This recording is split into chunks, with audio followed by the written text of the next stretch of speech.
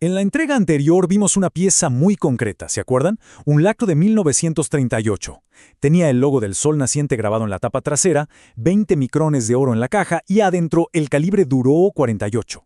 Es que, si lo pensamos, es un reloj que existió justo en el umbral de la guerra, que logró sobrevivir a una ciudad entera destruida y que de alguna manera llegó hasta nosotros después de 88 años. Bueno, pues hoy toca dar ese paso atrás. Vamos a tratar de entender de dónde vino realmente este objeto. Y no me refiero a la pieza individual, no. Vamos a hablar de la empresa que lo fabricó, de la ciudad donde se construyó y sobre todo de la decisión industrial que hizo que todo esto fuera posible. Ok, para entender el origen de este reloj, lo primero es situarnos en Pforzheim, digamos a principios del siglo XX. Ojo, que no era una ciudad relojera cualquiera, para nada. Se la conocía como la Goldstadt, la ciudad de oro. Era famosísima por su maestría en joyería y en cajas de reloj, pero, y aquí está la clave, tenía una debilidad crucial: no fabricaba sus propios movimientos. Y a ver, el modelo de negocio funcionaba, no hay duda. La cosa consistía en ensamblar relojes usando movimientos que importaban del Jura suizo. Pero aquí es donde entra en juego la visión de Ludwig Hummel. Él vio, con una claridad que al parecer otros no tuvieron, el verdadero límite de ese modelo.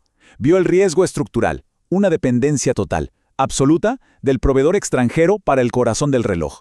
Fíjense, en 1925, junto a Frida Lacher, Ludwig Hummel funda Lacher & Co. Al principio operaba bajo esa misma lógica de ensamblaje que todos los demás.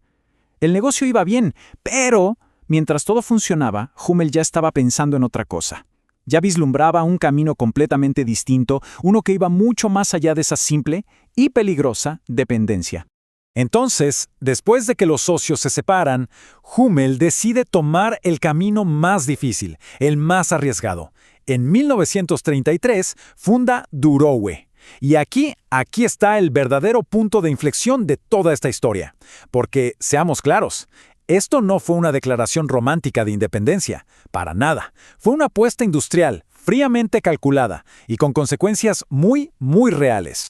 Es que hasta el nombre mismo ya era toda una declaración de intenciones. Deutsche Uhrenrohrwerke, o sea, movimientos de reloj alemanes.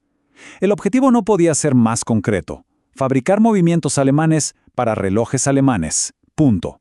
Se acababa lo de depender de calibres extranjeros. Y aquí viene lo más interesante de la estrategia, la parte realmente brillante. Durows no nació para ser un proveedor exclusivo de la CONAO. No. Desde el primer momento, la idea de Hummel fue abastecer también a otros fabricantes de Pforzheim. Claro, esto era parte del cálculo. Para que una operación así fuera viable a gran escala, se necesitaban más clientes que una sola marca. Stowa, por ejemplo, se convirtió en uno de sus principales clientes.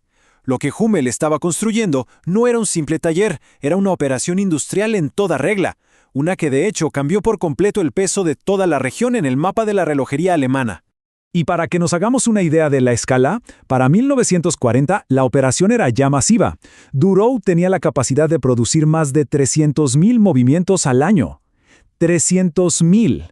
Una cifra que la verdad demuestra el éxito rotundo de la visión industrial de Hummel, y en muy poco tiempo. Y el calibre 48, el que se lanzó en 1938, fue la prueba material, la prueba tangible de que la apuesta había funcionado. Era un movimiento de 10 líneas y media, muy robusto y, lo más importante, fabricado enteramente en Alemania. Los relojes de ese año, justo como el que vimos en la entrega anterior, llevaban ese famoso logo del sol naciente, una marca de identidad que, curiosamente, Laco abandonaría poco después. Y es que este calibre, el 48, es la conexión directa con todo lo que vendría después.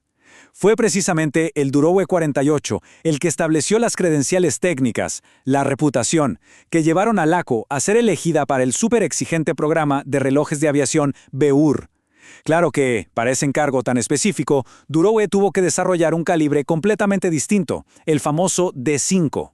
Pero bueno, la guerra terminó de la forma más catastrófica posible para Pforzheim. En febrero de 1945, los bombardeos aliados destruyeron el 80% de la ciudad. 80%. Las fábricas de Laco y Durow quedaron completamente arrasadas. No quedó nada. Y claro, ante una destrucción tan total, la pregunta era obvia. ¿Era este el final? ¿Había terminado todo para la industria relojera de Pforzheim? Bueno, pues lo que vino después no fue algo inevitable, no fue un milagro. Fue, una vez más, una decisión. Porque la lógica industrial de Hummel, esa, era inquebrantable. Con el apoyo del Plan Marshall, la reconstrucción fue monumental. Se levantó una nueva fábrica de 5 pisos y para mediados de los años 50 no solo se había recuperado el pulso, sino que se había superado con creces. Imaginen, 1.400 personas produciendo 80.000 movimientos al mes. De las cenizas resurgió exactamente la misma visión que había hecho relevante a Portsheim en primer lugar. La historia que sigue, bueno, es más o menos conocida. LACO terminó siendo vendida a Timex en el 59 y Durowe pasó a manos de ETA en el 65. El nombre LACO de hecho estuvo inactivo hasta bien entrados los años 80. Hoy, como sabemos, la marca se especializa en relojes de aviación. Pero, y esto es lo importante, lo que realmente conecta a aquel reloj de 1938 con los modelos actuales no es solo una cuestión de diseño, es esta cadena ininterrumpida de decisiones. Una cadena que empezó con esa visión industrial de Hummel allá en 1933 y que, al final, definió lo que LACO podría llegar a ser en su momento más exigente. Y es con esta idea que cerramos la trilogía en la próxima entrega, con el capítulo que le va a dar el contexto definitivo a todo lo que hemos visto. El programa BEWOR. 5 fabricantes, una especificación única dictada por el Ministerio del Aire alemán y el caso más extremo que se puede imaginar, donde el reloj dejó de ser una marca para convertirse, pura y duramente, en un instrumento. Y es precisamente ahí, en ese contexto, donde el Durowe D5 encontró su propósito final. Si este tipo de lectura te parece útil, el siguiente paso es suscribirte y activar las notificaciones.